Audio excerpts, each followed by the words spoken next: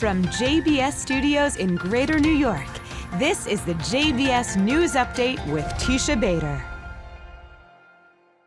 I'm Teisha Bader with the JBS News Update for Wednesday, February the 28th, 2024.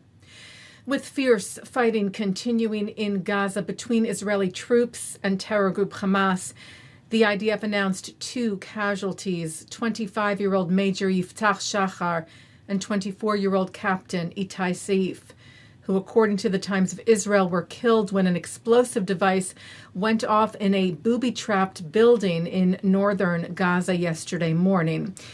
That incident also injured seriously 7 other IDF soldiers.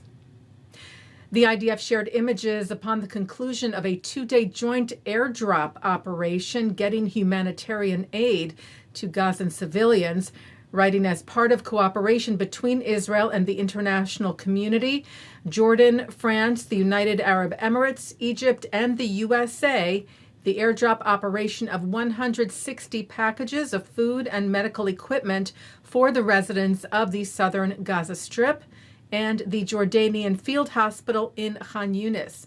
The IDF said the 2-day operation used American, Egyptian, Emirati, French, and Jordanian planes. Barrages of rockets once again targeted northern Israel today with dozens of projectiles fired at the area of Kiryat Shmona.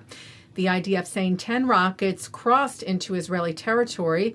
The air defense fighters successfully intercepted several of them. Some damage was reportedly caused in Kiryat Shmona, but no injuries. The IDF said fighter jets attacked a launcher from which the launches were launched towards the Kiryat Shmona area today, also hitting a number of military infrastructures belonging to terror group Hezbollah. Well, family members of the hostages still being held captive in Gaza now for 145 days departed this morning from Kibbutz Re'im on a 4-day walk to Jerusalem to demand the release of their loved ones. Kibbutz Re'im is the site of the Nova Music Festival, where hundreds were slaughtered on October the 7th during the Hamas massacre and many taken hostage. It is also very close to the other kibbutzim in the area that were similarly ravaged on that day. Among those taking part in the march, the family of Israeli-American hostage Omer Nutra. It's day 145, and we're just starting to march from Gaza to Jerusalem. It's a 4-day march. We're here with all the hostage families. It's going to be a long way. And hopefully by the end of it, we'll get our Omer back. It's time to get everybody's back. The Genesis Prize Foundation announced today that its 2024 $1 million award is going to Israeli organizations and activists working to release and support the hostages and their families. The prize recognizes extraordinary individuals for their outstanding professional achievements, contributions to humanity, and commitment to Jewish values. Co-founder Stan Polovitz said the purpose of this year's award is not to influence policy, but to raise international awareness of the plight of the hostages and provide humanitarian assistance focused on recovery, rehabilitation, and treatment. The organizations awarded are the Hostages and Missing Families Forum, the Jewish Agency's Fund for Victims of Terror, Lev Echad, Natal, the Israel Trauma and Resiliency Center, and One Family Overcoming Terror Together. Rachel Goldberg, mother of 23-year-old Israeli-American hostage Hirsch Goldberg-Polin, called the symbolism of the award going to hostage family organizations beyond praiseworthy and inspirational. She said, "We fervently pray this gift will be instrumental in continuing the family organization's valiant and tireless efforts to bring the remaining 134 beloved hostages home now." Israel's Sheba Medical Center made the top 10 on Newsweek's list of best world hospitals for 2024.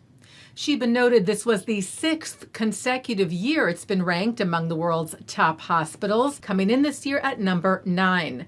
The determining factor that makes Sheba a leader in global healthcare, it said, and ray of hope for humanity, has been our consistent dedication to providing top-tier healthcare without boundaries. Working at Sheba Medical Center, you realize what an incredible place this is. When you're here, it doesn't matter what your background is, what's your religion, everybody's the same. Number 1 on the list, the Mayo Clinic in Rochester, New York. Taking a look now at our programming for tonight on JBS for Wednesday, February the 28th. At 7 o'clock, David Harris speaks with Holocaust survivor Toby Levy, who shares her powerful personal story against the backdrop of October the 7th and its aftermath. At 7:30, I speak with the American Jewish Committee's Ted Duetch about its recent antisemitism report. At 8, Justin Pines is joined by Erica Brown, author of Esther, Power, Fate, and Fragility in Exile, and the Vice Provost for Values and Leadership at Yeshiva University, to discuss themes of Purim as they relate to our world today. At 9, it's Avi Hoffman on L'chaim. At 10, an encore of David Harris with Toby Levy. And then at 10:30, a replay of my interview with Ted Duetch. And coming up next, it's Thinking Out Loud. And that's the JBS News Update for Wednesday, February the 28th, 2024. I'm Teisha Bader. Am Yisrael Chai.